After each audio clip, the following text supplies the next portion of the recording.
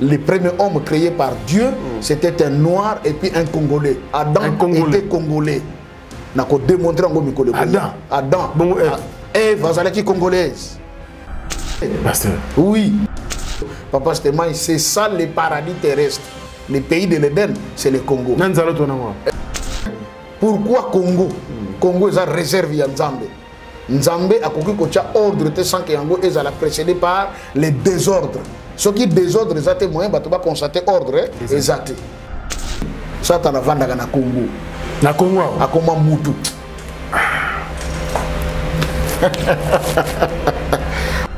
Baladi sangaye sauf avec instruction na koko dévoiler yété. Attendez. C'est un jeune. Jeune. C'est un jeune. Azam mutu mwindu. Parce que Satan est ennemi des chrétiens, mais il est serviteur de Nzambe. Oh, je vous informe que Satan passe à la Nzambe. Parce que la mission est un job comme un roi, c'est toute personne qui a reçu une mission, un mandat de la part de Dieu. Ce que Satan va détruire la cave, Satan qui t'a nassé. Avant Tango akitaki akitelaki na Nkamba. Yes, Satan. Oui. Besoin na ye ezalaki akota na temple ya Nkamba akene kofanda na kiti. O ya Nzambe molimo mo santo po asoto proclamer que aza Nzambe. OK, pasteur. Malembe. Papa Stéphane. Ati ye moko Satan. Oui. Na atiki de Nzambe likolo. Oui. Awa so ko se proclamer Nzambe awa ndenge ni. Papa d'un Dieu créateur, Dieu le Saint-Esprit. Nzambe. Il est Dieu. Nalobakango sans honte, sans peur, parce que je vis. Il est Dieu. Ayaka na Congo a troublé Kibiso. Abimi le Konamout. Et je vous informe, Papa Stéphane. Et ses frères alors? Nzambe. Bazargi Misat. Papa qui solokele. Nzambe. Papa de Lungana. Azanzambe. Yesu Christ ototanga dans la Bible. Donc, papa de Ngenda, c'est lui-même le Dieu. Papa de Ngenda est Dieu le Saint-Esprit. Et papa Simon Kimbango lui-même. Le Père Esprit Saint. De qui sont sortis Dieu le Père, le Fils et le Saint-Esprit? Enseignement, oh, mais réveil, bakotika la kondimangote. Papa de Ngenda est qui? Papa de Ngenda, c'est lui-même Simon Kimbango. C'est lui-même Simon Kimbango qui a gagné. Ezaka Mutumoko. A la qui s'en a eu enveloppe. A dit, oh, mon fils, n'a papa enveloppe. A fongo na kata beni, bimi si lettre. Document mon propre. A tenu un enveloppe. A dit, enveloppe, oh, notre document, oh, qu'est-ce qui est important? C'est le document. Ah bien, l'enveloppe, on peut la changer à tout moment, mais on garde la lettre. Je suis la lettre. Le corps ici, c'est l'enveloppe. Quand il vieillit, je le change. Donc, comme on a les 4 êtres vivants, autant que la Bible, Mouni Bango, Batubazana Makola Basabo, mais Bazana 6L, 6L, donc 6, 3 côtés. Et tous se prosternaient devant Papa Dengenda. Là, j'étais époustouflé, mais c'est pas vrai. Moi, je connais ce papa comme un magicien. J'ai le moment de Kugumba, mais là, il y a un trouble. Nous sommes à la télé. Mais je vous dis, je crains qu'on vous contredise ici. Qu'on me contredise. Mouto a na thèse pour contredire nga akendaka lola mona ki dangenda zakana lifelo aya ko yibisanga. Et je le vis et je le confirme. Il est le Christ qui est venu au Congo. Yango moni bakimbangi c'est besoin fêter le 25 mai. Ils n'ont pas tort. Le pape Lobaki d'ailleurs que la communauté kimbangiste a raison de dire que le Christ est né au mois de mai. Gâté. Nana koka kondimakelelo ba noir bazwa bufunga mais vous comprendre que té makambo mindele balobaki pona biso yango té méthode ba memela ki biso yango té sikoto lobi non c'est assez. Hier on ne pouvait pas, on était dans les chaînes. Oui, mais les lots non parce que chaque chose a son temps. Et je le dis et je le confirme. Il n'y a aucune église dans ce monde qui représente le ciel sur la terre que l'église kimbangiste. Dengi biso pe ba congolais toza tala ba mango bébé Congo zo bonga parce que tozo reconnaître où est le vrai chemin. Na bana ko linga yeti parce que notre papa Dengenda c'est un grand magicien abo makaba kimbangiste na nzela nkamba. Donc tout le monde qui peut voilà. 5e anniversaire. Je vous dirai le pourquoi de cet accident. OK. Papa Dengenda parce que le lot se reproduire en 2021. Mais je dirai le pourquoi. Je dirai le pourquoi. Allez-y. Papa Nangenda me dit le diable ayaki na bana na yeba koti na kata lengomba. Lokolo ayebi ke na ye pona kokanga ye et mettre fin à sa mission. Kanda na ye, il faut assembler sa lengomba na ngapo leta akanga yango. Musala na ngesila na mukini. Ye mutasali saka accident batu ba na bula. Po makambona ekotaka na mutu na ngai. E yaka na mutu na ngai. Mais Nzambe akoya kate alonga kakaka. C'était sa parole. Qu'est-ce qui s'est passé dans l'accident et où tu connais maintenant? Tu as dit dimanche à Kinshasa. Maintenant, tu as dit que tu as Mbanzangu ya Mabele. Les Bosoko n'ont voulu bêti. Les camions Nyonso et Kangami. C'était plein de véhicules. Même les chefs spirituels, Papa Simon qui manque à Kangama qui n'a pas de pote. C'est après qu'on a compris. C'est lui-même qui a fait ça. Pourquoi? Parce qu'il y a eu un groupe de 5 grands sorciers envoyés par le diable ayant pour mission à cause de cet accident à l'aller Batuba Koufa et Belé pour que l'inauguration et ça les maté ya misé. Papa Simon Rebi n'a eu quitté Fonatambola Makulu. Ah papa poto ça Belé ko kita tabio dans un nous jeune makasi zana na ko tambola. Abando ki ne Makulu. Ba pousa liboso ba ko kuta momo na moko muke ba 7 ans. Ah, mais moi non, yo ndenge na landi biso cortège bato bazara nokuna ya. Yo zonga kuna papa parae. Wana baba scooter, baba garde et tout le reste. Tango papa c'est moi pousse comme moi ni bosabi ah na moni awa ça va. Boke ne kotindi kala nga jeep e ya ezwanga comme ça token. Tango baso songo be ko kuta muto batika ki mwana muke aza mukolo. Tala mwa maboko, tala mwa makolo. Tala li bomunene, suki lemba na mbongo na yebele. Oh, yo uti wa. Oh to yaki ebele to zaki 5. Bamsusu papa shakangi bango kuna ngai siko mbatana apopoli nde na koyi awa eloko toyeli biso toye poto sala ba accident bato bakufa. Changement de fréquence, changement d'adresse chez Djonga.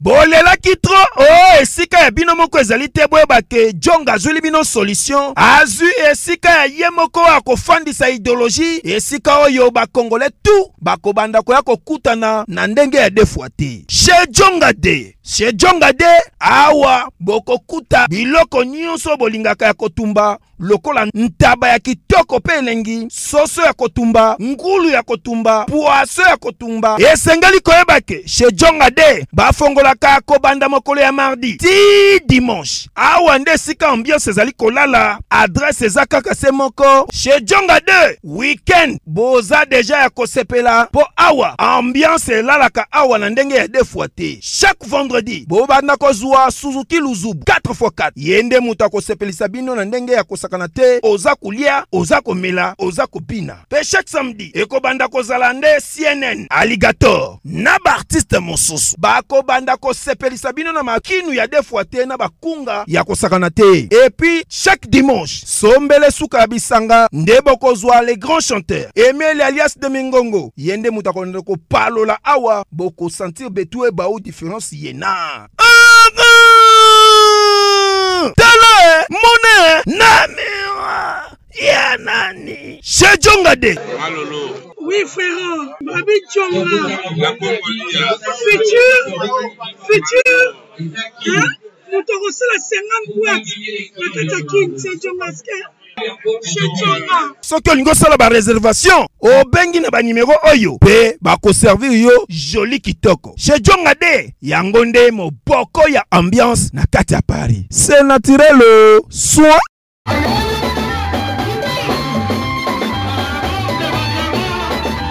Fondation Yacine Bilele. Fondation Yacine Bilele. Zosunga. Sunga kabo fele babola ba mama ba veve. Oh Bilele. Zosunga. Yacine Bilele, mama motema malamu. Fondation Yacine Bilele. Zosunga. Pour papa, maman, na bato nyonso bazolanda biso, c'est fondatrice maman Yacine.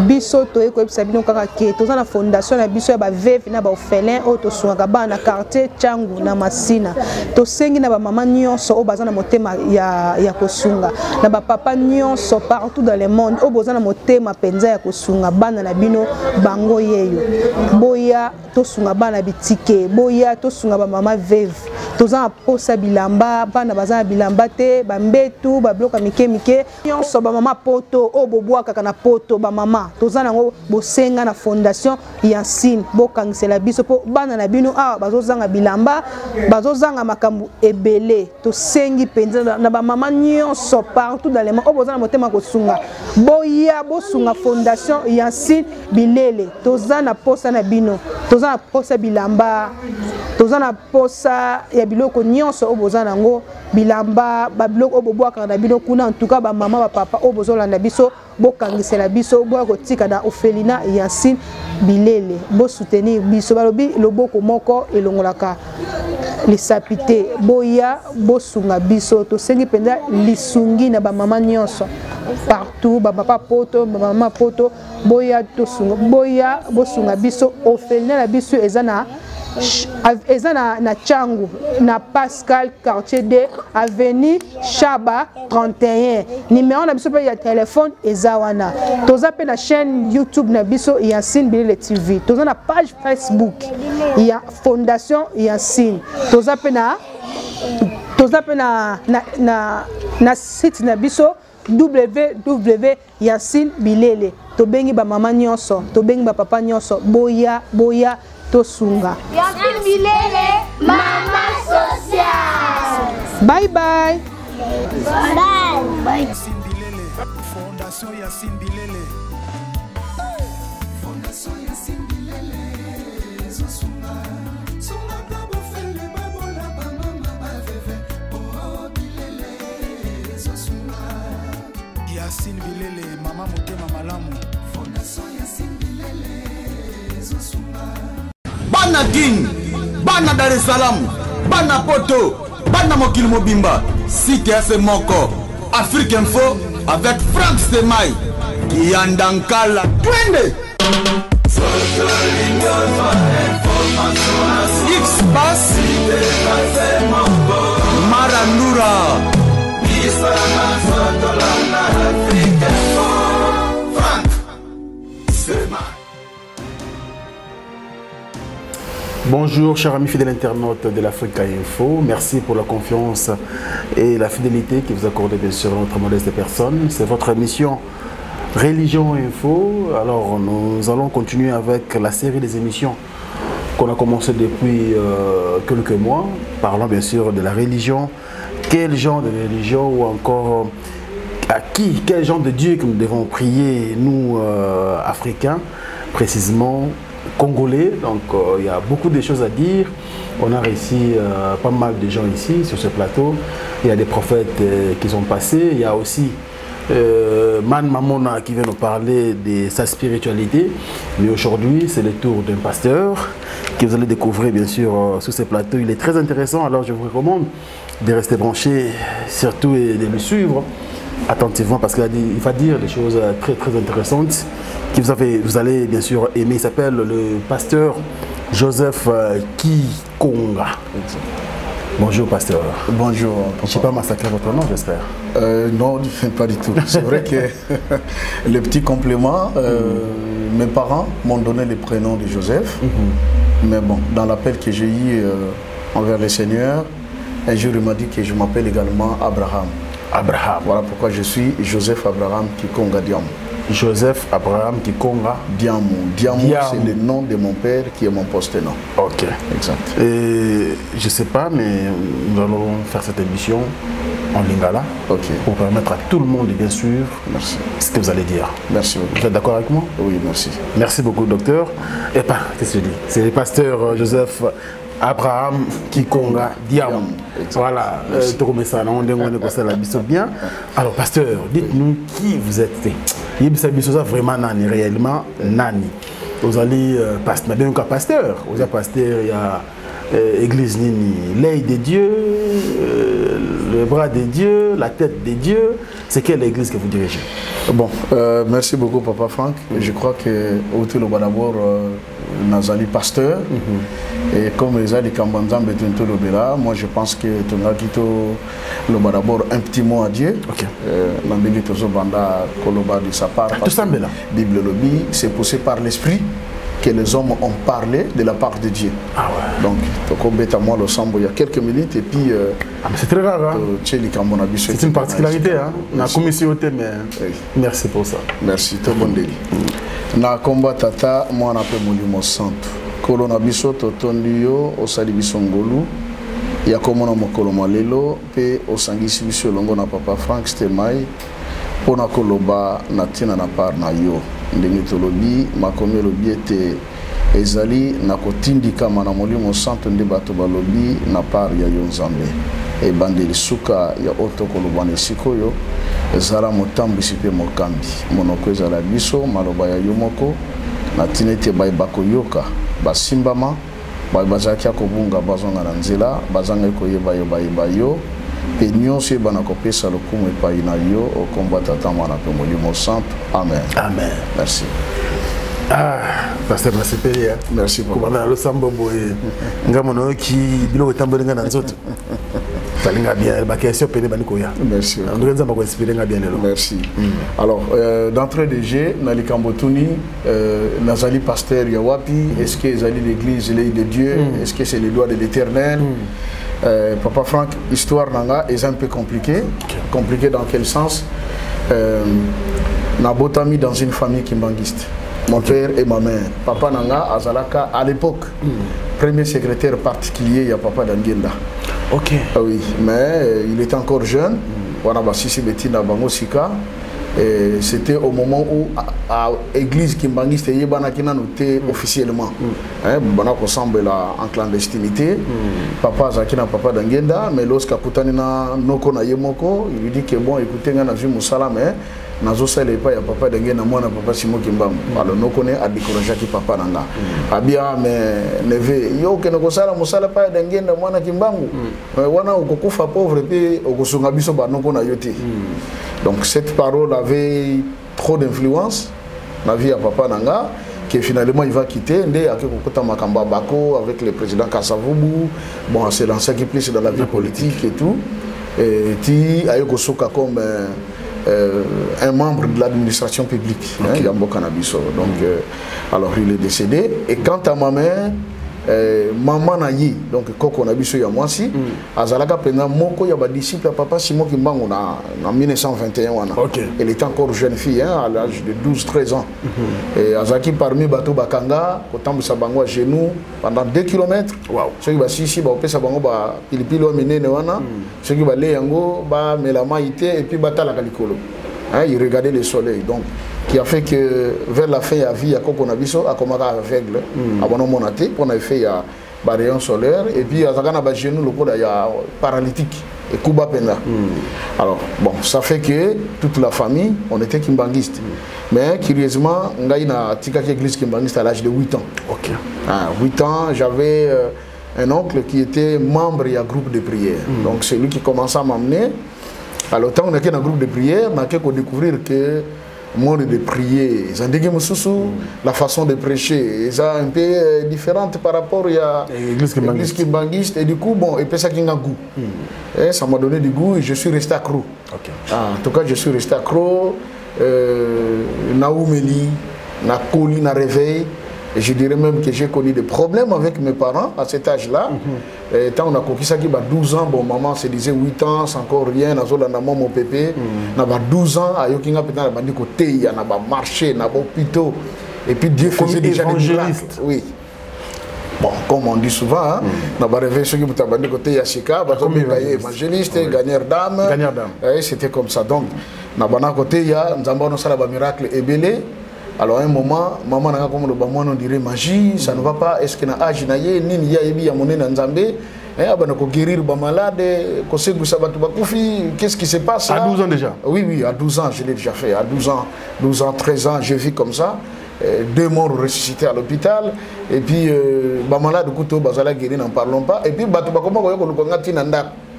il venait, c'est pas que on n'est pas docteur, mais parce que moi, je suis à 100 000 pour nous. Alors, je connais Makamanzambe. Et ça dit que nous sali 32 ans moins dans l'église de réveil. 32 ans, il y a eu beaucoup de hauts débats. Bah, parents, oui, quand même pasteur. Si, parce que tu as un miracle, quand même, il faut influencer. Moi, effectivement.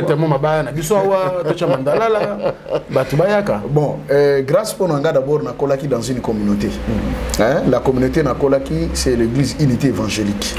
Unité Évangélique, c'était na travail plus sur l'intérieur Yamboka.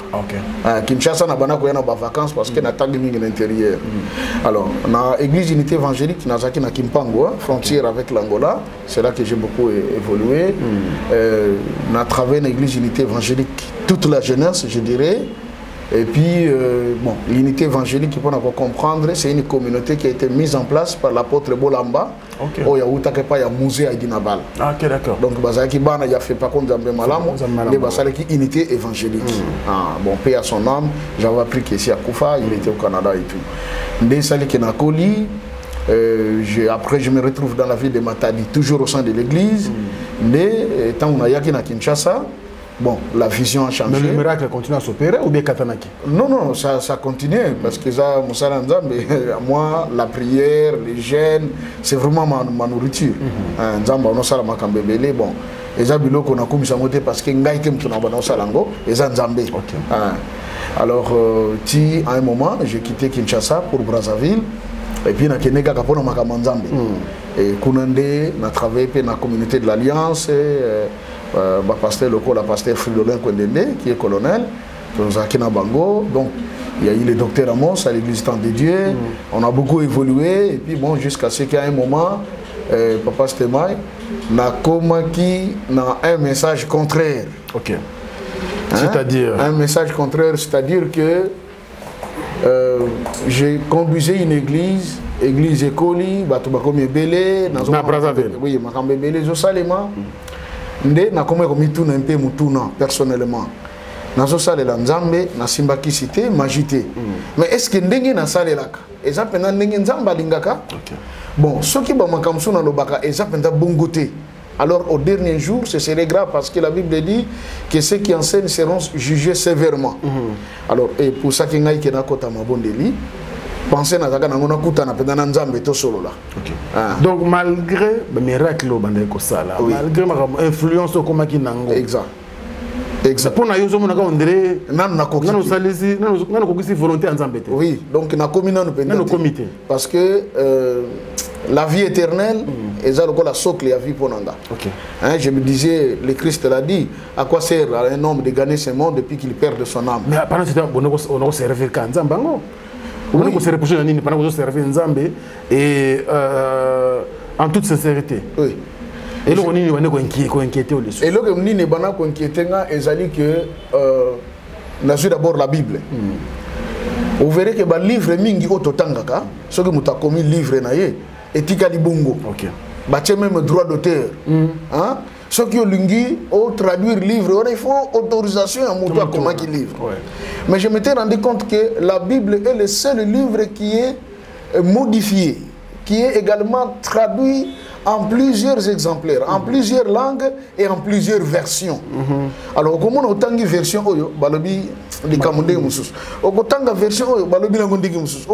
à un moment, ça commence à troubler. Je dis, Seigneur, où se trouverait la vérité?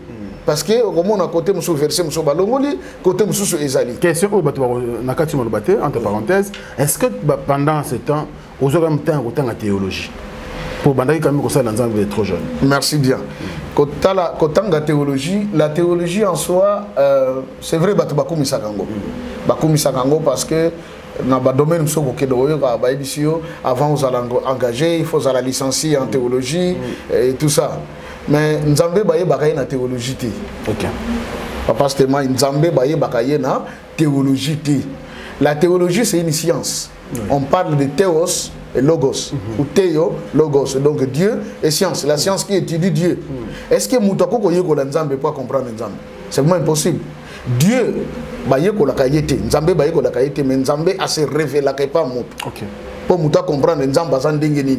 Il faut que Dieu lui-même se révèle. À mes mots, c'est pas une rien de comprendre que Nzamba Zalakande Boye, Alingakande Boye, mais classe mon côté dans mon kilo. Donc, pour apprendre juste certaines formalités et l'histoire. La théologie, c'est juste ça.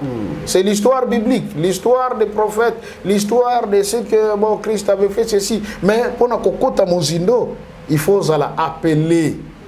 Ndena lobaka toujours bakoma ka mosali ya Nzambe te, mais babota maka mosali ya Nzambe. Parce que lelo soki mosala ya Nzambe bebi, bato mingi bakomi basali ya Nzambe. Pourquoi? Amoni papa Steba ya komi bishop, archibishop, à l'église, azotambola na jipi ya bien, atonginda kwa kitoko makambo tout très bien, abia ngape na moni fona koma ngaka mosala ya Nzambe. Abandi ko tanga Bible mbala moko Yesu azali awa, bisono to lobi que Yesu azali awa, mais parfois yemo ka lobi nazawa na te. Vous voyez? Mais c'est quand on est appelé qu'on peut réellement faire l'œuvre de Dieu. Un vrai serviteur de Dieu azali ambassadeur Yanzambe. Ambassadeur Akenakolobana Kombo na Yete. Alors au nom de son président, au nom de son roi. Même il faut y quand même. Oui, il faut attendre. Alors Ngaïbe comme tel, Nakolobaka que tout était spirituel, n'a salipé ma formation biblique. Vous voyez? J'ai eu à faire des formations bibliques pour Nakoyeba, les Kambotel, mais Koye Banzambe, j'insiste, ils ont clasté. Parce que Bato Mingi Oba servira ki Nzambe na ibandeli. To utakala, Bamsoko Mona Bango atanga classe, mais c'est un puissant serviteur de Dieu et une puissante servante de Dieu. Ça c'est vrai. Voilà, papa, c'est mal. Alors, notre une question à théologie, pourquoi? Parce qu'on l'a dit que la Bible, c'est le seul livre où ils ont la version belée, ils allaient traduire dans plusieurs langues et consorts. Donc, pendant plusieurs années, vous avez convaincu que la Bible ou enseigné pas tout. Nazaraki, je dirais à moitié convaincu parce que, comme je dis, la Bible, nous avons une version ébélée. Alors, quelque part, je me disais, mais qui dit vrai? Quelle est la vraie version? Parce que Mouta comme Louis II, il y a vrai. Mais témoin de Jéhovah, il y a faux. Oh, il y a comment? Il y a vrai. Catholique, il y a non, il y a la Bible de Jérusalem, il y a des vrais. Alors, la Bible dit, la lettre tue. C'est l'esprit qui vivifie. Mokanda, tanto tangaka, et koboma. Koboma dans quel sens? Na français, balobi, traduire, c'est trahir. Na pesi ndaki ça. Papa c'était moi lobi que non, utana un peu na papa douda loba na ye nazoya. Yo lobi ngona kimia. Mais ngata on a commis olona loba que non papa douda papa c'était moi lobi azoya papa douda oui. Papa c'était moi lobi azoya. Vous voyez? Cette façon de parler est changée. Après muto yoga ko loba ni oh et bon aussi qu'on a banozelé bandaka l'année à peine azul bakasoya au moni que na muto que neki comme ma discours asa capable de enflammer. Alors c'est pareil tant que bazo traduire Bible quelque part peut babandaki ko trahir. Pourquoi? Au moins la pensée originelle ya Nzambe ya ngote ba traduire. Alors yango etinda kinga na bité na fona lukana kuta na Nzambe ye moko. To solola na ye on a ye bapena ndenge na tambolaka ndenge na salaka est-ce que ça bongo ou bien des choses o yezake eza bongote omoni papa stema mingi lelo basala Nzambe tozaka courage ya ko réparer te na salaki mabe mais na demeurer na kata mabe vous voyez David azwaka mokano ya kotumbela Nzambe mbeka mais qu'est-ce qui se passe et si da ke kotumbela mbeka na bambeka o ye fois sala wana Nzamba zalaki d'accord te. Vous comprenez? Pourquoi? Azaki d'accord te acte o ya posaki ya kosala recensement Nzamba sepela ki nangote parce que Nzamba loba ke bana Israël ba ko lokola les sables de la mer lokola les étoiles des cieux mutomo ko compter bango akosala te mais roi David a sali recensement et a sali recensement et sepeli Nzamba te David a dit non na tombela Nzambe mbeka mais entre temps quand Nzambe zaki batoshi bakufi David a se repentir à comprendre que Naza roi Naza prophète mais j'ai mal agi. Vous voyez bisope basala Nzambe il faut tout ça la kandengwana c'est-à-dire que nako côté les kambolelo mais lobi soke ko ba vraie version nango vraie vérité nango Naza na droit ko zonga ko lobake on a lobaka ezalaka bongote mais souvent tu tika bana nzambe dans l'ignorance au kana lobaka oui et amen au moins makambezo bon ce qui fait que nous avons aujourd'hui beaucoup de doctrines et puis makambezo belé alors et ça là qui en sorte que na lukanzambe kirizima nga moko kutana mibandela ka programme était nzambe moko ekolobelanga. J'avais une vision où on me donnait du pain dans la vision par un ange qui était sorti du mur. La 4 églises. Nana Zwango première fois est raté, deuxième fois est raté, la troisième on a dit il y a un ballon qui est bimé maintenant na ko kango. Et Nana Zwali Paboye. Alors il me parle. Alors binanga au monde ko ko Zwali pana maboko na ngate. Je dis oui. Ko banda lelo, ko banda ko lia les sous déjeuner. Ko lia kaka une seule fois le jour, même sunité. Okozonge la kolia normale jusqu'à ce que ngai na koya parce que l'Éternel le Seigneur m'a envoyé pour te dire au kota na programme wana il veut te voir dans sa présence. Et zalaka le 12 janvier 2012. Le 12 janvier 2012. Jour pour jour. Voilà. 9 ans aujourd'hui. Donc 9 ans déjà aujourd'hui. Ce qui a fait que le même jour na Tongo, na ipsi madame nanga ke bon désormais ko sala nga sous déjeuner. OK. Na côté na programme ya prière, mais na habité na ko sili sakan. L'esprit qui m'a parlé m'a dit na ko zonga na ka ko lia normal, jour ya ko zonga ko yebisanga. OK. Alors bref, papa c'était moi na zama kambo ici na loba déjà, na sala ka 90 jours ya jeûne. 90 jours. Ah bon? Oui, 3 mois. 3 mois. Donc jeûne et prière. Jeûne et prière, ouais. Je priais et na mona makambo belé ya ndenge na ndenge. Et au cours de ces 90 jours, on a na mboa zoya era monanga telinga dangi ba akoyimba moko mboa kufi. Pendant la journée. Oui, la journée, c'était un soir comme ça. Na ibate est-ce que ça kamboa normal, est-ce que c'était un esprit? Ça je sais pas. Non, na beta yete nga na uti nga kotala un frère, na zoya kozonga na ya ndako. Et na bonovana na poto vers les ponts Madoukou. Je venais voir quelqu'un, un frère vers Wenze, à mon retour à Pembeni pont. Ninga na zoya mbapa zoya tanka ka tombole lugata ninga boye agangi atomba mi ala bambani erka ninga kuya ki wana oh bon qu'est-ce que c'est na busa na boye na mona zo sala makoloti akufi. Bon j'avais compris que azaka mboa normality na lekina ngapé. Bon il y a eu pas mal de choses au cours de la même période. Dieu va encore ressusciter un enfant. Wana na 4 repas on a commencé un groupe d'intercession batubayaka tobondi la et tout ça et puis il y a une maman bakufela kimona. Ah bien, papa, on a dit, wa sambela ka awa na mona kia kendeki na nkamba, maman na zaki mbangiste, ne bakota kina mwana. Mwana na kufaka depuis 7h, 8h du matin. Maman qui n'a koteka, la pauvre grand-mère ne pouvait pas se déplacer dans mwana. C'est là que maman na aya, maman est koso à 17h. Ndazo sa maman que non tango kendeki mwana sala ki crise mena moni neti asia kufa kitala. Ah batala mwana kufa kikala. Nde bazoya baleka wana bakene na hôpital ici ya China morgue, bakeno chako.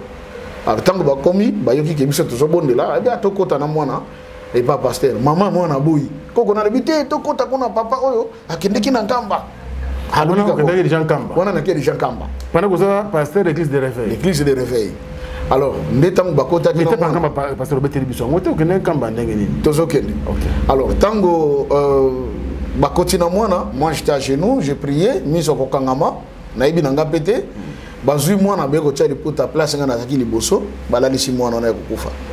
Alors tant on a tindé ba prière ba intention de prière et tout ça à un moment ngana senga tsko totelema nega za louange to comme sanzambe erga na simba liputa pona telema boyale mwana éternel.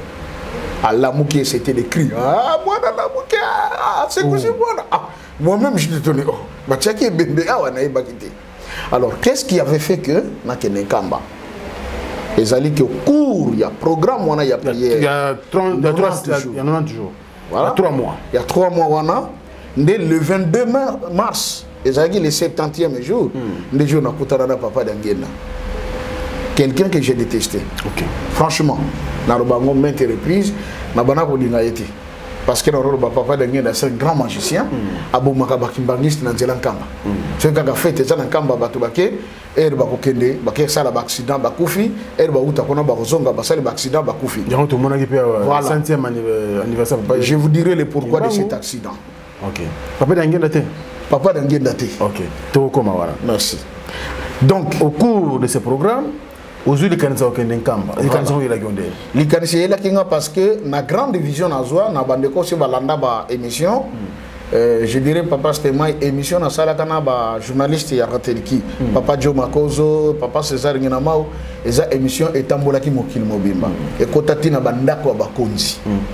Hein? Et que dati na Vatican. OK. Parce que secrétaire ya pas Mutaloba na ngai makambwana na uti Brazzaville na zongi pour la deuxième fois na Kamba. Kokutana na chez spirituel papa Simon qui manque ngani ndetanga na komi alobi ah mutamuta obomi mokili ana bi papa na oningisi mokili na papa na koningisa mokili comment ngana za simple moto habité tala alakisanga CD omoni oyo kasi CD na yote oui papa na moni ba chef photo na ngai auto saki na ba papa Jo abie o mona kete mundele moko yaki wana cortège na ye alati ba sultan na papa tangu to koma kilobi na poko na mona ke bango ba subi mabazo kende abi ezaki secrétaire ya pape Benoît XVI et loko yeli bazana CD na yo balandi yango ba chango kuto na monoko ya mboka na bango mais ayeko senga ngai na boma yo misu parce que makambo yo zomona ozana no elenge makambo ne ligi minene. Voilà, 2012. Oui, en 2013. Ok. Papa, au moment misu abie alobi ozana no elenge makambo zo mona eleki minene fallait to bo mayo misu ngabisiko papa bo misu babi oh nzambe shiki apesi. C'était la parole de papa. Le papa Simon qui manque. Le papa Simon qui manque un an. Et l'émission, je dirais que ce soit à l'époque, bah comme l'ancien président bazwa kango parce que son conseiller à yakana centre d'accueil ba benga kanga que non ba yekoluka kozwa CD na yo ya émission Bosali et que n'était pas naye il y a eu des pasteurs que je peux pas citer les noms il y a Kinshasa des grands pasteurs bazwa CD wana bazaki nango ba konjebele mususu ya Afrique bazwa CD wana France Belgique tout ça bazwa CD wana bakonzi je dis bien bakonzi et j'ai été appelé par beaucoup de gens ba ono bananga comment na ko découvrir makambo na pona kolobelango et il y avait un grand sujet là dedans tambola le bac le 21 décembre 2012 et gozala la fin du monde ce n'était pas la fin du monde mais c'était la fin du système wana et bandaki continuité nango yango iko sale mana makambo le 6 avril il y a ouverture il y a musée donc j'attends au il y a 100e anniversaire. Merci beaucoup. Alors tout ça nous de camboya programme on a qui il y a 90 jours. Oui. Au lali au moni papa d'Angenda. Oui. Aïe ça alors bananga bakambebele yo mutu église de réveil tango yaka en réalité bandaki que tozo que l'église hein dans une vision tozo que l'église il était 15h c'est l'heure de la prière hier soir tout ça to kende mais to comme une église que côté église qui l'ancienne église kimbangiste mon église à la église kimbangiste mandala la moko kauka babam moko ya babambu hein mabele kaka comme ça et curieusement tant que to côté l'église ngo biso to longoli pe ma papa avec mes frères qui étaient avec moi, tu moi papa de quoi na vision. Alors il y avait un frère à Bano qui avait l'intention de prendre le modérateur. Ah tu bon de la pona si je bon de boire un moment il dit bon tu faut que ma to senga boli c'est pas Nzambe parce que Nzamba yoka le samba mutama somote. C'est le moment où on s'était mis à genoux en train de prier. Na olena fukama na lalaki tolo nasé. Alors dans ma prière, j'ai pleuré pour l'homme noir. J'ai pleuré pour les Africains. Pour nini Afrique zo bongate pour nini tozaka kana pasi pour nini mutu munda comme on le un inférieur alors que asa mutaliboso o nzamba sala voyez Nicolas Koya o lobiango to sala ba séquence to ko lobela likambo tali la création on va en parler le premier homme créé par Dieu c'était un noir et puis un congolais Adam était congolais na ko démontrer ngo Nicolas Koya Adam bon Ève azalaki congolaise. Vous voyez? Oui. Et Mindele balobi que l'Afrique est le berceau de l'humanité. Donc, baïbi si biso polele ke e bandeli ya humanité mokili bato ezalaki l'Afrique et particulièrement na Congo parce que Congo na biso oyo papa Stéman c'est ça le paradis terrestre. Le pays de l'Éden, c'est le Congo. Malgré Nzaloto, on a tokolobi la makambo to zana ba séquence bande ko ba comprendre pourquoi Congo. Congo est en réserve ya Nzambe. Nzambe a koki kocha ordre te sans que yango ezala précédé par les désordres. Ce qui désordre ezate moyen bato ba constater ordre ezate. Yango moni Bible lobi que au commencement il y avait le tohu-bohu.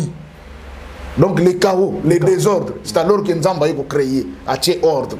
C'est pareil au Congo. Le Congo symbolise le monde. Vous voyez, le symbolise le programme de Dieu. Donc, alors, Papa Dangenda, donc, qu'est-ce s'est-il passé? Dans mon alali nazole là, masumo Afrique, passe nabiso, ponito zonio comment, mutu munda sa le kula na valeur te. Parent je plairais, na parce que mutazo simbanga na mutu. Mon fils, réveille-toi, lève-toi. Et puis on a moi kanda d'abord jila. On a zo bonde la mutu ça, c'est quoi ça? Na continué que prier, à gratter les sous. Alors tant on a tombé les logi boye, na mona juste makolo, pantalon ya pembe. Na ba chaussette à pembe. Na kibete, na continue à gratter sur mon fils, mais lève-toi. Tes cris sont montés vers Dieu. Et il s'est souvenu de toi. Voilà pourquoi je suis venu pour te répondre. Allez, lève-toi. Tant on a tombé les logi papa d'Angenda, aïe tchanga kanda.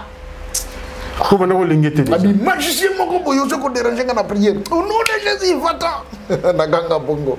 Tant au nom de Jésus premier tour, la deuxième fois, la troisième fois le binanga moi et Jésus nous sommes un. Je suis dans Jésus, Jésus à moi. Mais sinon c'est faux. Jésus est seulement un avec son Père, pas avec vous.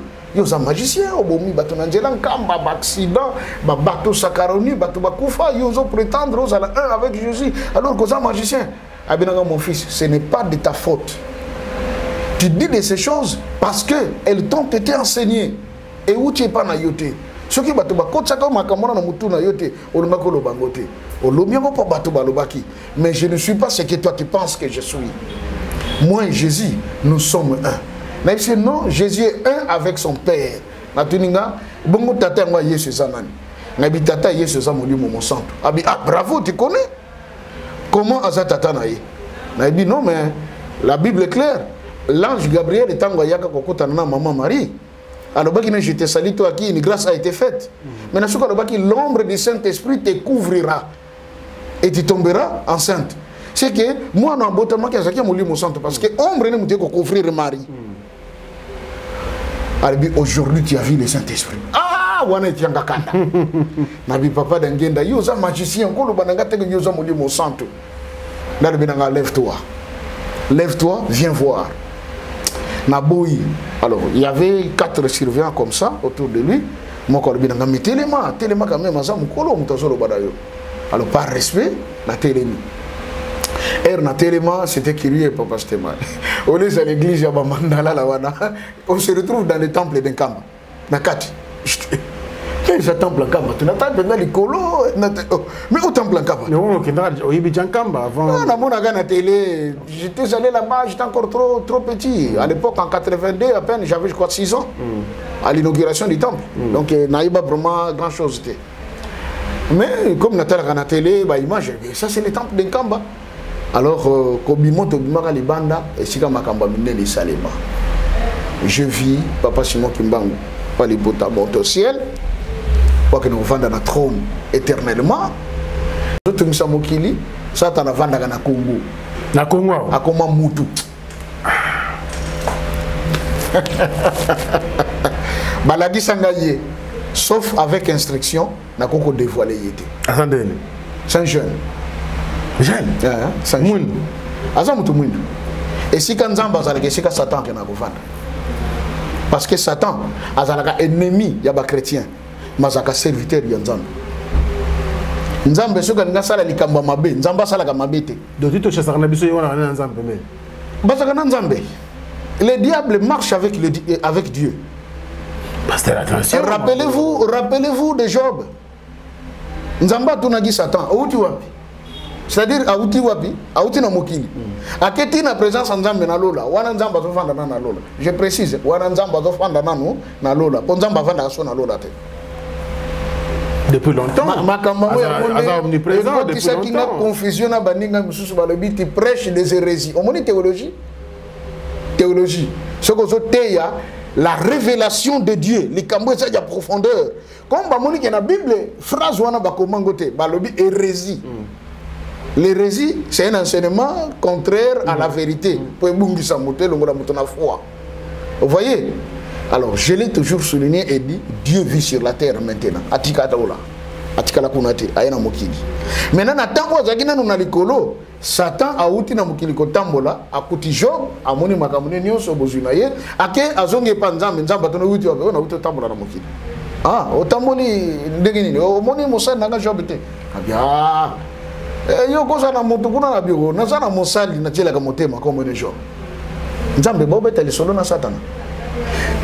Roi Akab ya Israël. Asalaka mabe ko détruire le peuple, ko conduire bango na banzambe moko bapaya. Oto yokaka makambo ya 1 roi 18 kona le solo ya prophète Eli et le prophète de Baal et d'Astarté. Mutasala makambo c'était le roi Akab. Maintenant na mabe wana nzamba azwaki mokano ke il faut que boma mutu wana parce que a faire dérouter tout son peuple. Mais nzamba zaki incapable ko boma Akab. C'est curieux. Nzamba salisi réunion na lola. Tous les anges étaient là. Atuni bango nani aza capable akita na mokili akeme ko bomela ngai Akab. Pour na moni peuple nanga babungi. La Bible est claire, aucun ange n'était digne. Mais vint se présenter devant l'Éternel l'esprit des mensonges. C'est le diable. C'est le diable. Christ a lobby. Le voleur ne vient que pour égorger, dérober et détruire. Oui. Et puis à lobby, le diable, quand il parle de son propre fond. Parce qu'il est le père du mensonge. Christ me tapé cette identité. Satan a yé liboso nzambe. Abi tindangai. Nzamba tuni okosala ndengini. Abi na ko se multiplier. Keba Satan ça dangereux. Congolais.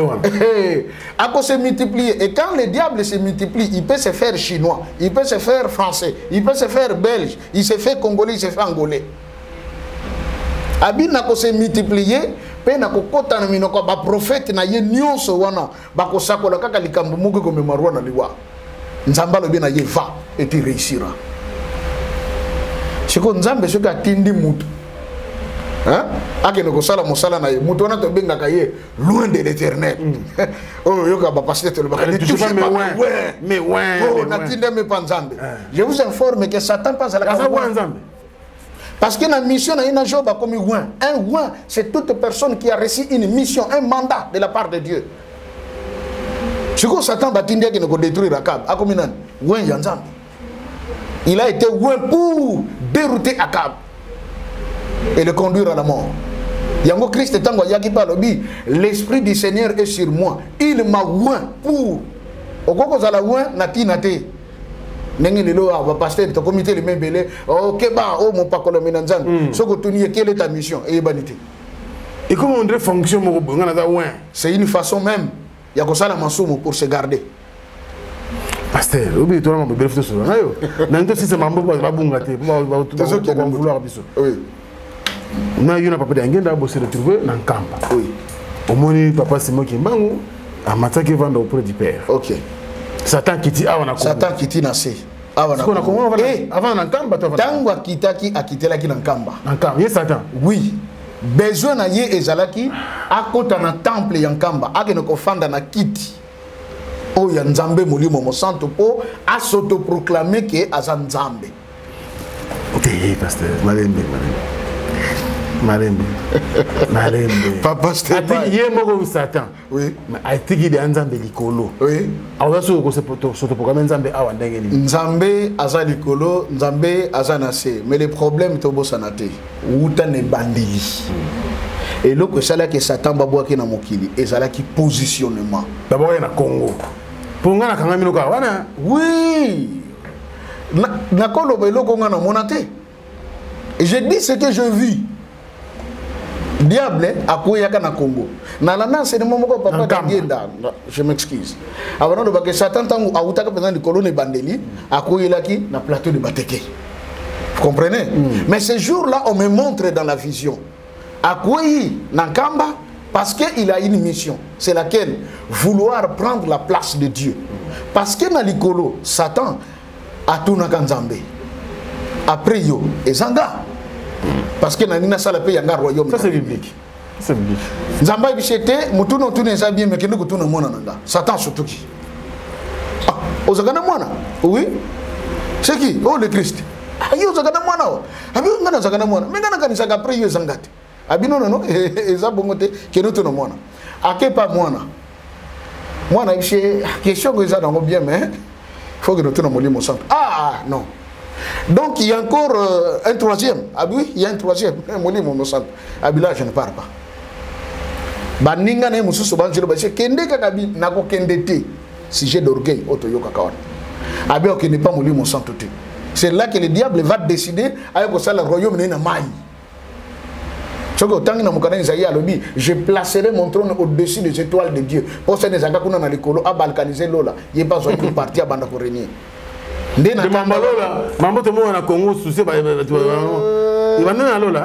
Papa, c'était moi, il y a déjà que tu as solo la likambo ya Congo. Avant balkaniser Congo na Est. Ok. Non, le col à la balkanisation Simbate. Ah, bien Simbate. Na Congo peut Simbate. Amen. Toko solo la likambo na. Et Simbate. Oh, bah ça la bilo kwana, ils passent leur temps inutilement. Et Simbate. Vous savez le pourquoi? Au moins table n'engeza, eza ronde. Oui. Pour et loco, to vitro ekouya, il faut sentir le longo. Tant que sentir le longo te, vitro mo ekouya, ezate. Congo ezala kanakati ya ceinture ya papa Simon Kimbangu na liputa na ye. Ndenga latango wana, ce n'est pas en vain alataka liputa kangi. Et puis ne ya liputa ngo. Obi ne ya liputa bakangalo ngop. Isika kaka ubandela ki ko cha liputa tango ko cha bozongi we ko kangane. Vous comprenez? Place abandela ki musala na ye na nkamba. Place pa ko kangela kama kamboni yonso boye. Muto ko balkaniser Congo ko zala te. Donc Simbate. Pour te conclure, pour la deuxième partie de l'émission. Oui. Tant au moins papa Simon, papa Dangenda, a même mis en Kamba, au moins nous sommes monaki wana. C'est depuis ce jour-là, nous basculé au comique Kimbangu. Et ce qui wana te papa Stémaï, papa Dangenda m'a mené jusqu'au ciel. Au moins place où changer comme makam. Ciel nous a couleur. Le 7e ciel est tout bleu, très propre. Bleu. C'est éclat wana. Vision no comme des continuer. Oui, c'était long et bandana à 23h 6h du matin. Position on a la na mbetu on a tika na ngoti na tongo na boujate. Oui bandé.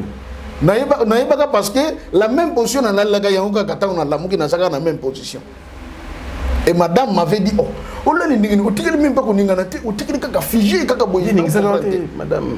Non, madame n'a pas le principe que nous avons ma vision à déranger. Oui, oui, elle connaît.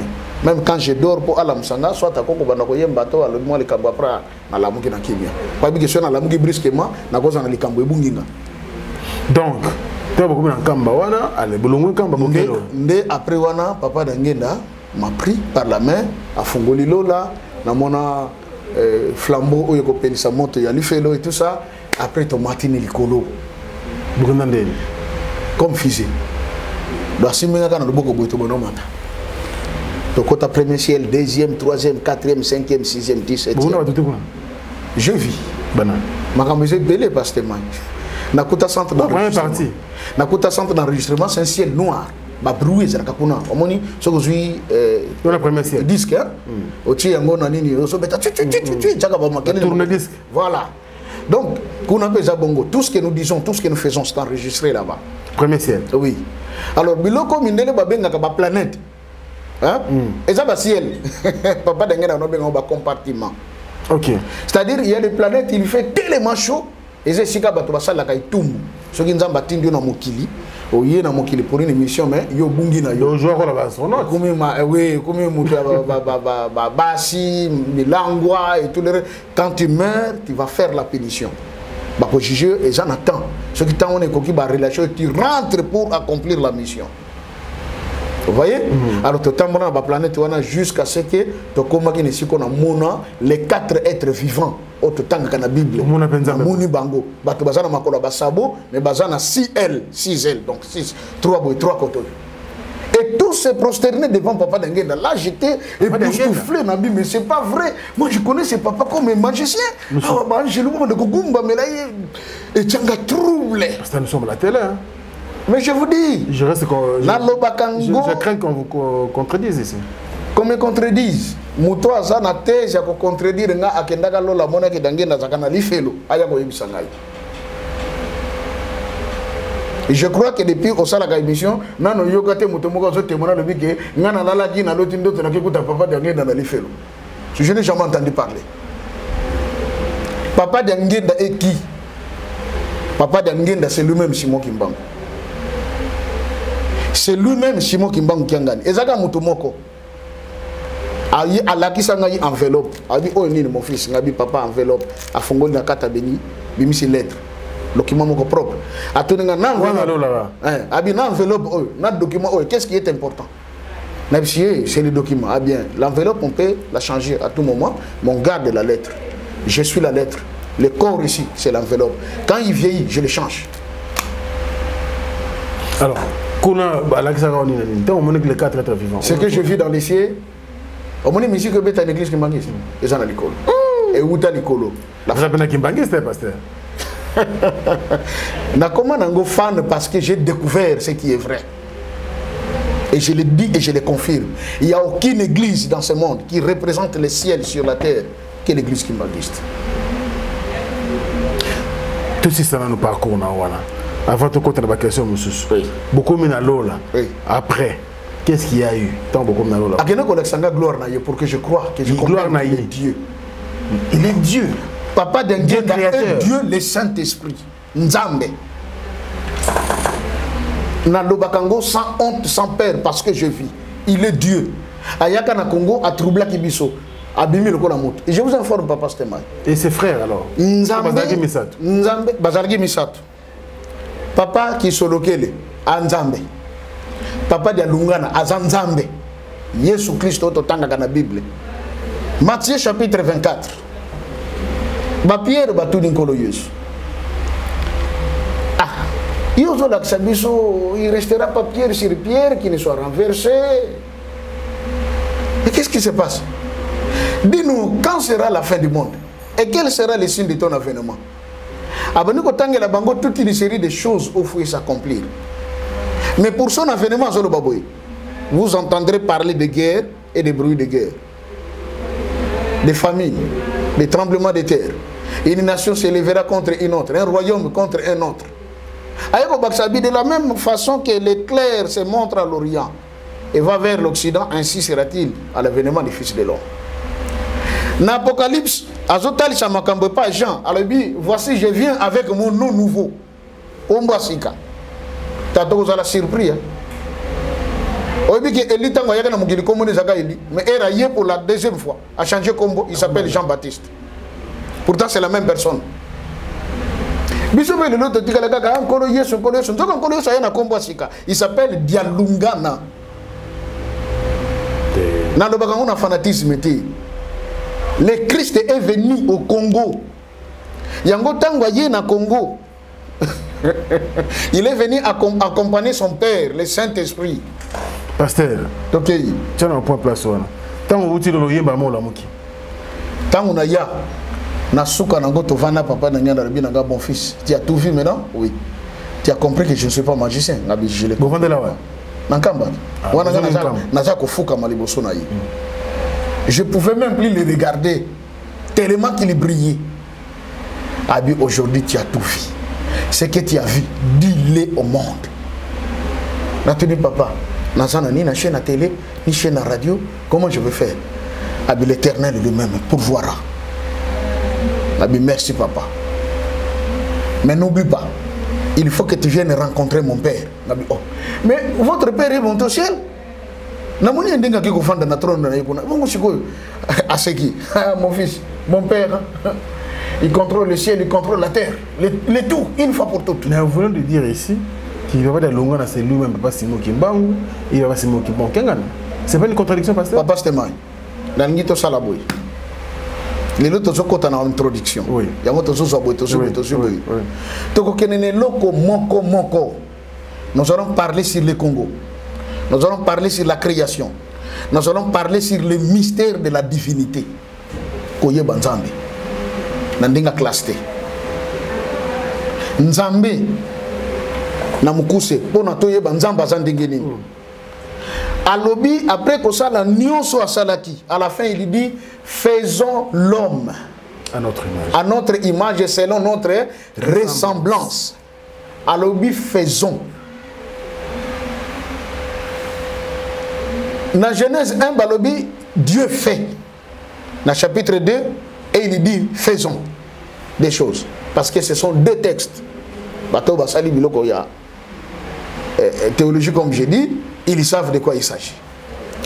Mais dans Katia faisons, où je fais, Nzambe Yemoko, dans Hébreu, Babengiye Eloi. quand il est seul comme Dieu, le Dieu unique. Mais lorsqu'on dit Elohim, c'est un homme, un être dans lequel on trouve plusieurs êtres. Mutumoko, mais na katinaye aza plusieurs. C'est ça Elohim en hébreu. Eloi, c'est un seul. Donc dans Genèse 1, c'est Eloi. Dans Genèse 2, c'est Elohim. Maintenant, Tokoloba Basalaki erreur. Non, Basalaki erreur était na Kokomango. Basaki dans la droiture. Nzambe naboyi aza moko. Mais na kati na ye Nzambe et bimi Nzambe tata, moi na pe moli mon centre. Na kati na ye Nzambe. Le Père Esprit Saint. Sa forme, ce qu'on appelle la Sainte Trinité. Qui sont lokele, dialungana, diangenda. Oui, bah comment on a bangé la Chine? Quand on dit qu'ils sont lokele, lokelo, dialungana, kiangani, diangenda, kontima, c'est un secret. Balaki sakinga, bate kinga. Papa d'angenda m'a dit ceci. Qui sont lokele, qui tinu, qui a mazulu, qui a nzambi, toi vidisa. Et mon ami, bokonzi ya likolo, o ya nzambe. Otobungisa wana mwana liboso do bakombo moko zaka milai ça signifie beaucoup bakatika na mukuse kisolokele e monani boko nzambe yami bala botami komone dialungana elegisidi kisolokele kitinu kengani kya nzambe to avidisa dialungana diambu diodio likambango ekokisami otobungisaka boko nzambe siko ekokisami.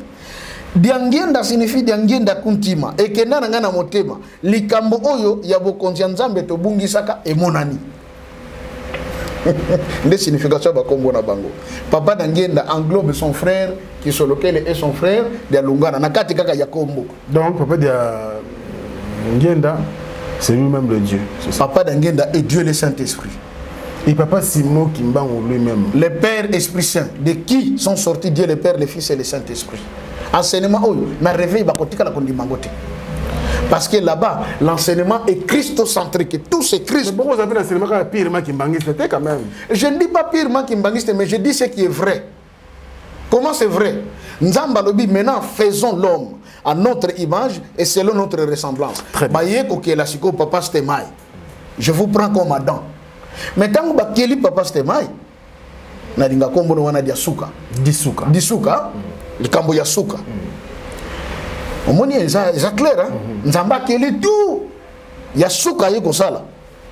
Mutu. Maintenant tango akeli mutu. C'est que mutu azali corps, azali âme, azali esprit. Mais kobo sanate. Corps no yango. Esprit na yo pesa na corps nango. Ka les même forme ndengo zali. Coiffure quand ndengo zali. Pourquoi? Soki na lali lelo na butu. Nakomono tandoto ke tozo sala émission na papa Stemai nakomona yo papa Stemai. Or on nazomona eza oyo azana likolo mbeto te na ndako ya lali. Mais nazomona Stemai esprit. Ça c'est le monde des esprits. Le temps que l'autre kandoto en soi eza na ndoto te eza koloba. Mais j'étais dans le monde des esprits et voilà parmi les esprits te kutani on s'est dit ça et ça et ça. C'est ainsi que Nzamba sala que le jour est là pour tout ça la bisalo to koko sala mais tout ce que koki il faut là parce que le corps doit céder la place à l'esprit à côté à peine un monde naïe a fonctionné. Le jour de la mort, je conclue par là dans le Camboy. Jour Yakoufa, c'est votre âme qui va sortir. Âme naïe pesa na nzoto nango. To yoka ko entel akufa ki me bamona ki. Mais bamoni ndeni fala zalaka un vent. Mais bamoni comment? Ah bamoni penza. C'est lui on l'a vu. Mais c'est akufa. Bo bamoni ndengedini. Nzamba salaki ke corps ya âme. Corps, il y a esprit. À côté de sur le corps moko. Corps charnel. Corps charnel. Le tout dans un tout. Mais Nzambe c'est quoi? Amikabolak. Yango moni tonga yake pa ya tata na biso Abraham amikaboli. Abimi penza nzoto koto le père, nzoto mususu le fils, nzoto mususu le Saint-Esprit baye pa Abraham. Alors, quelle était la réaction tant yo la mugi na ndoto na yo bon, ou la mugi na pongi à 6h du matin au sana ki détail moko te nyonso za ngona nzoto la mugi nango na sakana ngoti osambeli. Oui. C'est comme tel bosso 25 ans na ngobetele sur l'andengwana. Na beta na pasteur l'église de réveil. Na beta li solote parce que zaraki pona ngakake. Et ça qui caqué parce qu'il a dit mon Dieu. Mais moi j'ai combattu papa d'Angenda. En tout cas, franchement, bateau balandanga mingi, ba conférence, ba séminaire, j'ai critiqué pas mal. Ah, les kimbanguistes. Et vous y trouverez même des intellectuels.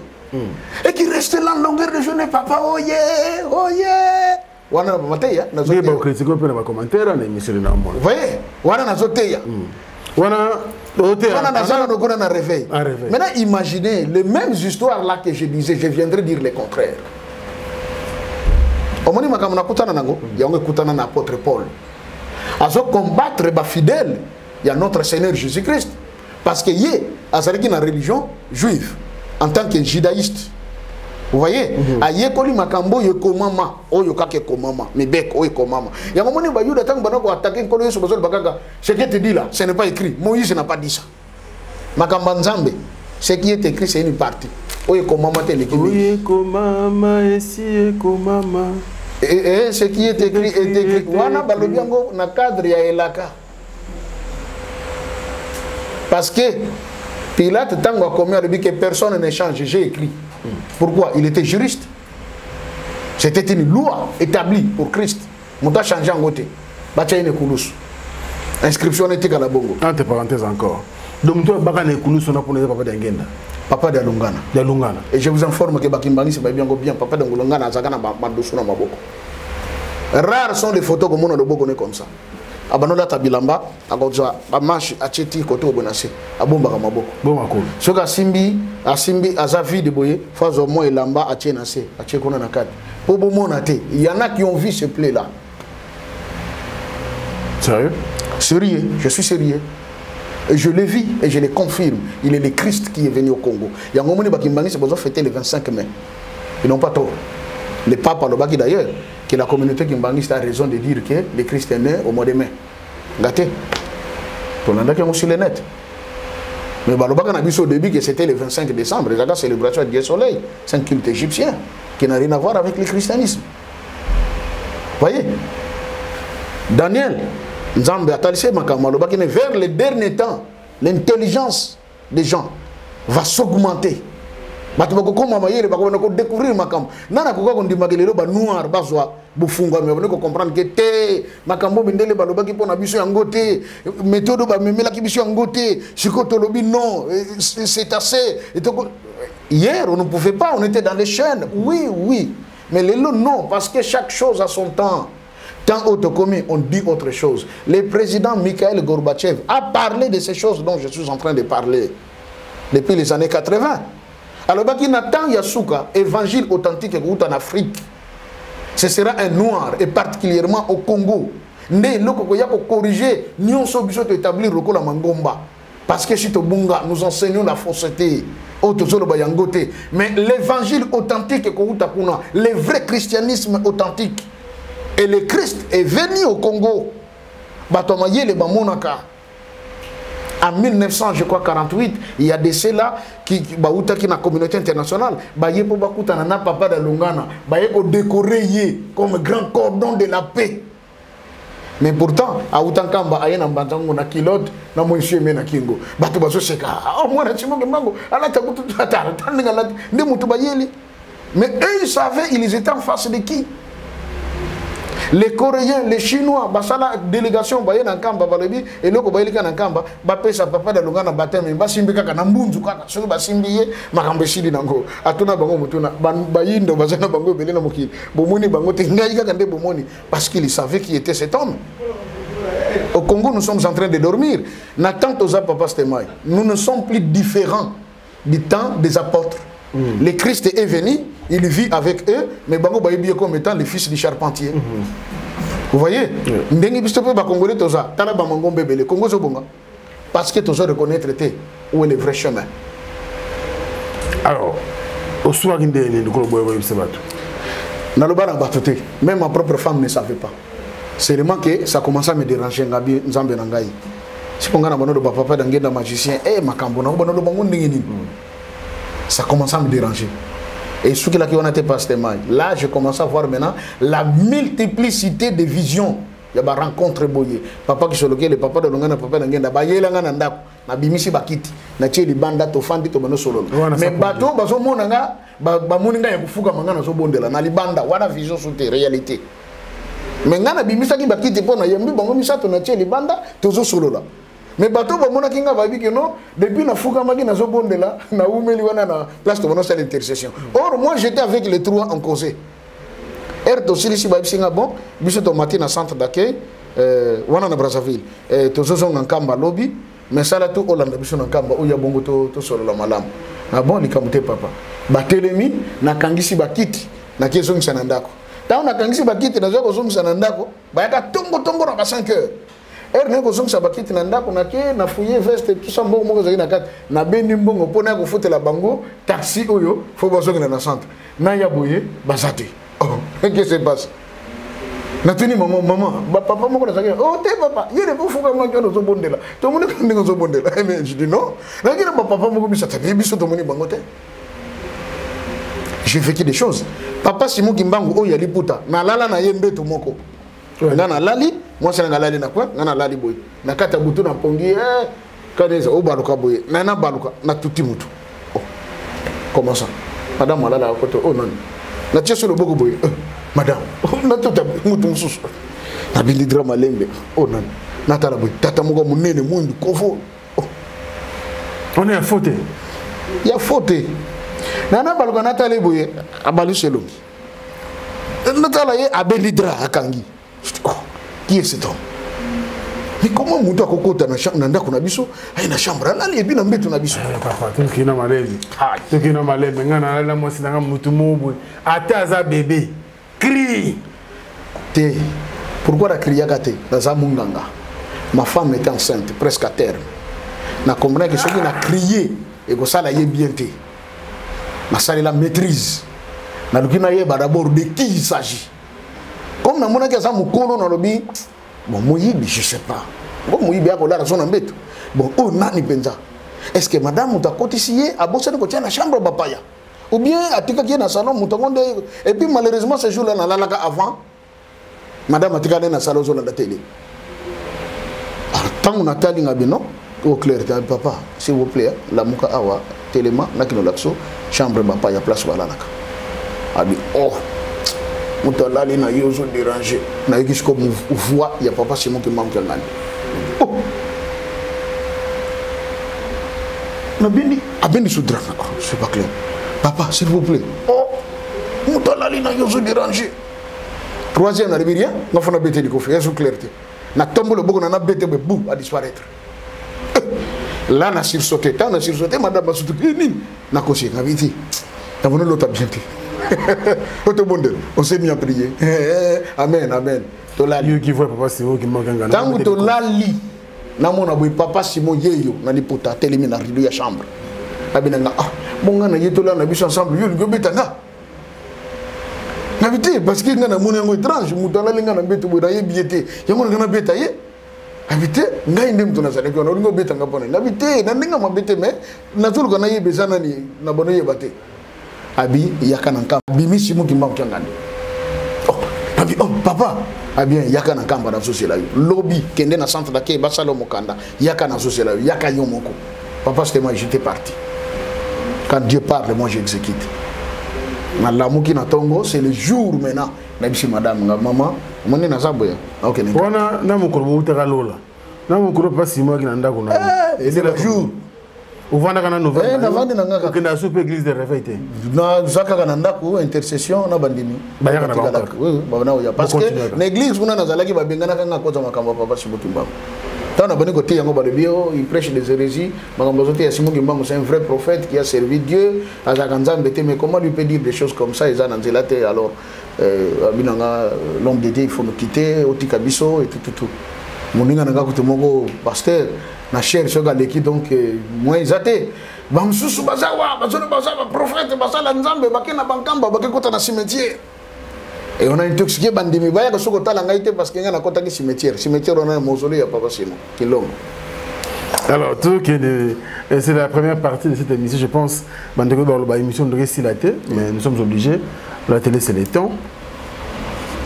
Mais mingo ko bozaki on a raison avant tant qui va pas de ngenda abomisa bato na nzela nkamba pour le 6 avril nawa bokei nkamba mais na retour na bino combien de personnes bakufi na nzela soki na Kazangu soki wa Papa Stemai.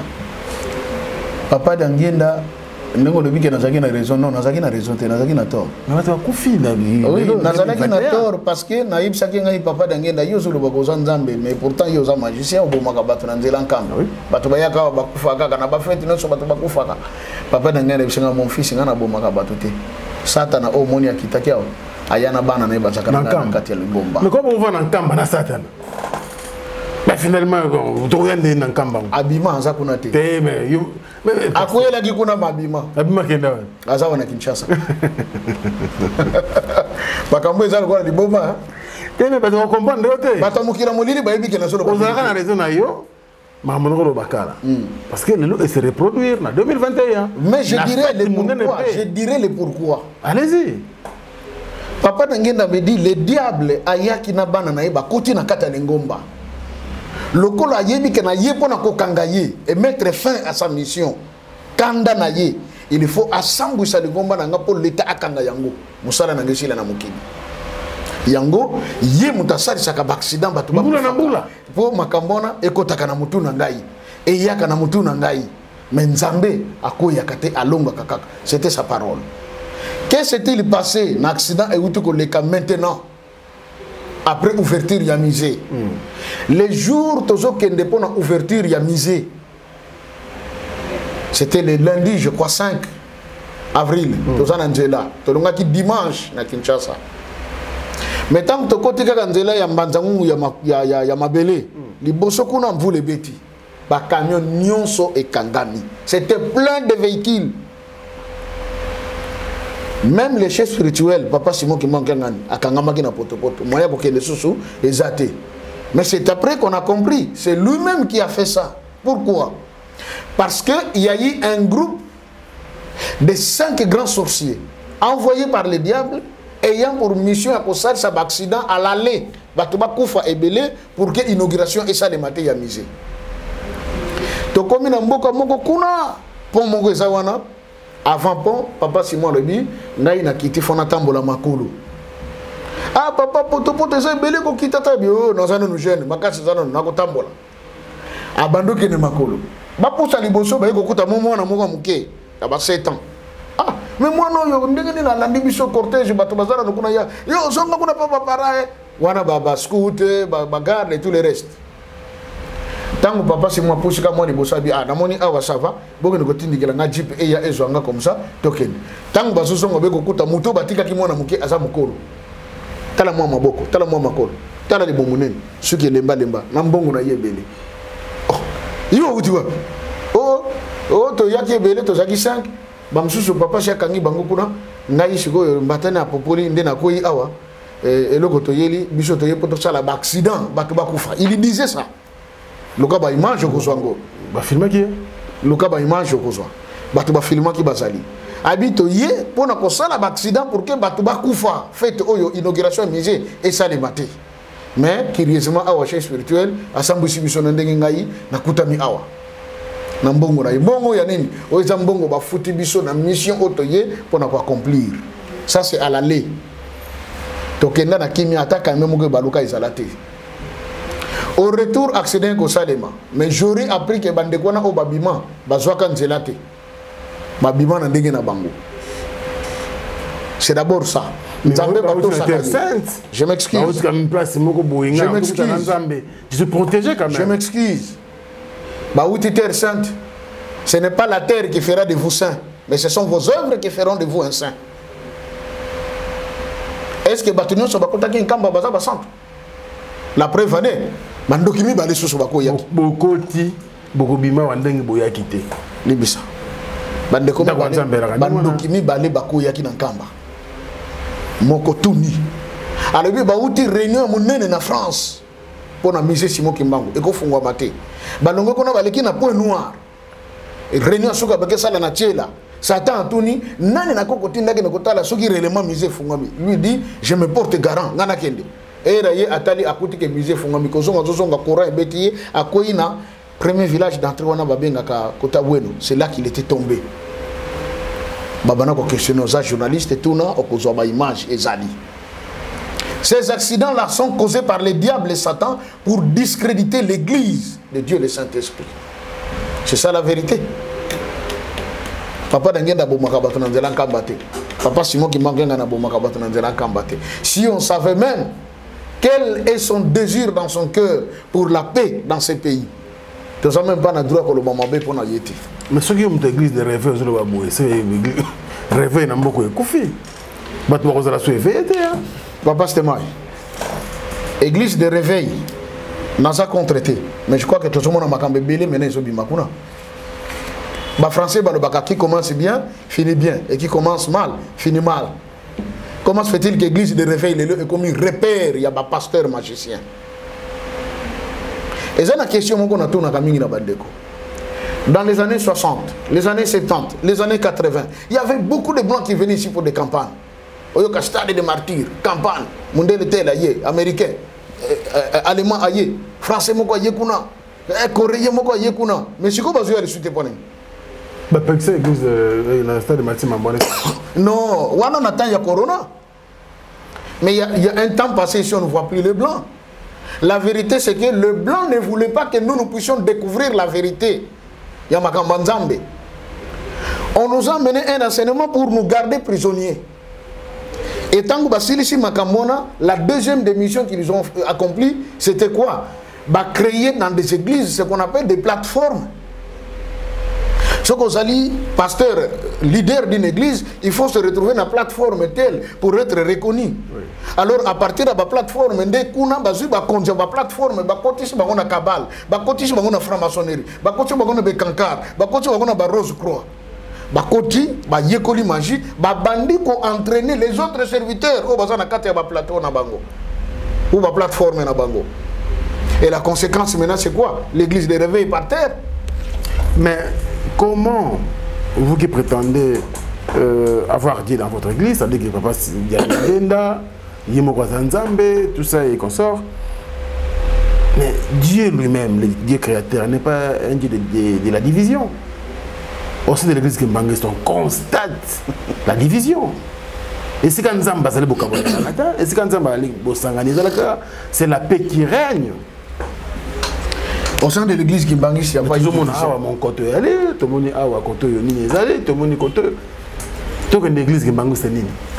Merci. Et de quelle église Kimbangiste dont vous parlez? L'église Kimbangiste est une seule dont le siège est en Kamba, Nouvelle-Jérusalem.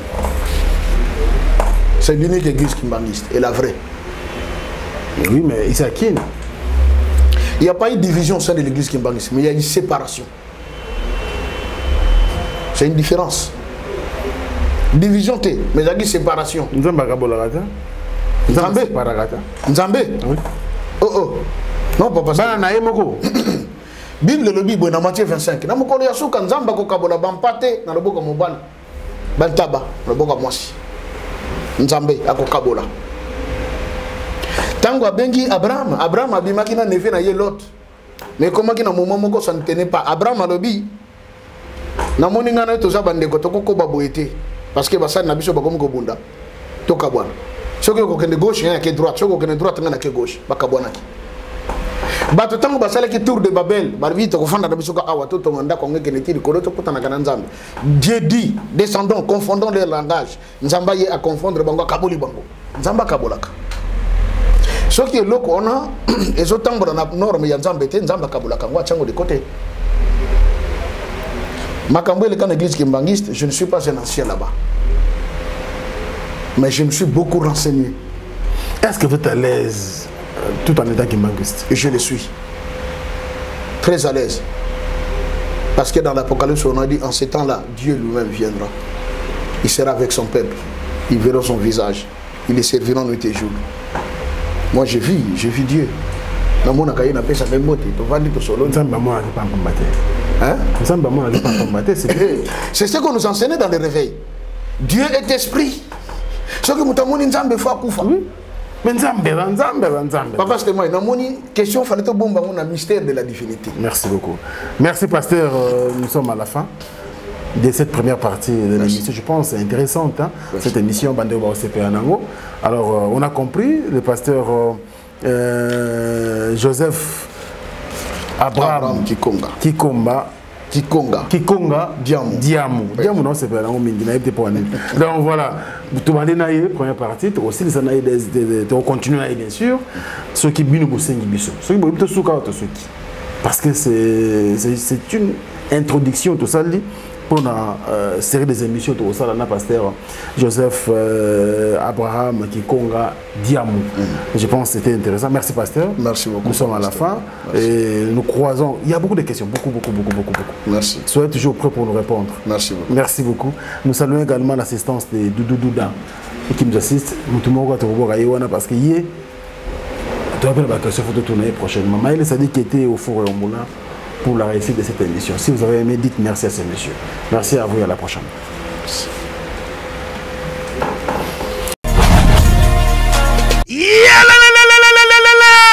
Changement de fréquence, changement d'adresse chez Djonga. Bolela kitro, oh, esika ya bino moko ezali te boyeba ke Djonga azuli bino solution. Azu esika ya ye moko akofandisa idéologie, esika oyo ba Congolais tout bakobanda koya kokutana na ndenge ya defuate. Chez Djonga de. Chez Djonga de awa bokokuta biloko nyonso bolingaka ya kotumba lokola ntaba ya kitoko pe elengi, soso ya kotumba, ngulu ya kotumba, poaso ya kotumba. Esengeli koyeba ke chez Djonga de bafongolaka kobanda mokolo ya mardi ti dimanche. Awa nde sika ambiance ezali kolala, adresse eza kaka se moko. Chez Djonga de weekend boza deja ya kosepela po awa ambiance elalaka awa na ndenge ya defuate. Chaque vendredi bobanda kozwa Suzuki Luzubu 4x4 yende muta kosepelisa bino na ndenge ya kosakana te, oza kulia, oza komela, oza kopina. Pe chaque samedi ekobanda kozala nde CNN Alligator na ba artiste mosusu bakobanda kosepelisa bino na makinu ya defuate na bakunga ya kosakana te. Et puis chaque dimanche sombele suka ya bisanga nde bokozwa les grands chanteurs Emile alias de Mingongo yende muta konde ko palola awa boko sentir betue ba ou différence yena.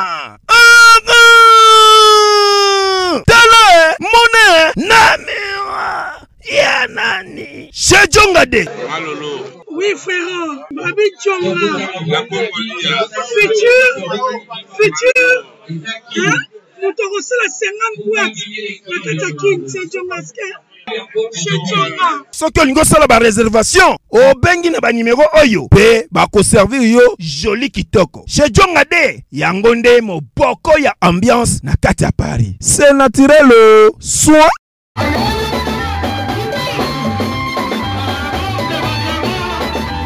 Fondation Yacine Bilele. Fondation Yacine Bilele. Zosunga. Sunga kabo fele babola ba mama ba veve. Oh Bilele. Zosunga. Yacine Bilele, mama motema malamu. Fondation Yacine Bilele. Zosunga. Pour papa, maman, na bato nyonso bazolanda biso, c'est fondatrice maman Yacine. Biso to ekoyebisa bino kaka ke toza na fondation na biso ya ba veuve na ba orphelin o to sunga ba na quartier Changu na Masina. To sengi na ba mama nyonso o baza na motema ya kosunga. Na ba papa nyonso partout dans le monde o boza na motema penza ya kosunga bana na bino bango yeyo. Boya to sunga bana bitike, boya to sunga ba mama veuve. Toza na posa bilamba bana baza na bilamba te, ba mbetu ba bloka mike nyonso ba mama poto o boboa kaka na poto ba mama toza nango bosenga na fondation Yacine bokangisela biso po bana na bino awa bazozanga bilamba bazozanga makambu ebele tosengi penza na ba mama nyonso partout dans le monde oboza na motema kosunga boya bosunga fondation Yacine Bilele toza na posa na bino toza na posa bilamba toza na posa ya biloko nyonso oboza nango bilamba ba biloko obobwaka na bino kuna en tout cas ba mama ba papa obozolanda biso bokangisela biso boya kotika na Ophelina Yacine Bilele bo soutenir biso balobi loboko moko elongolaka lisapite boya bosunga biso tosengi penza lisungi na ba mama nyonso partout ba papa poto ba mama poto boya tosunga boya bosunga biso Ophelina na biso ezana na Changu na Pascal quartier de avenue Chaba 31 numéro na biso pe ya téléphone ezawana toza pe na chaîne YouTube na biso Yacine Bilele TV toza na page Facebook ya fondation Yacine toza pe na toza pe na site na biso www.Yacine Bilele. To bengi ba mama nyonso, to bengi ba papa nyonso, boya to sunga. Yacine Bilele, mama sociale. Bye bye. Bye. Fondation Yacine Bilele. Fondation Yacine Bilele. Zosunga. Sunga kabo fele babola ba mama ba veve. Oh Bilele. Zosunga. Yacine Bilele, mama motema malamu. Fondation Yacine Bilele. Zosunga. Bana King, Bana Dar es Salaam, Bana Poto, Bana Mokil Mobimba, Site FM Moko, Afrique Info avec Franck Semai, Yandankala, Twende. X-Bass.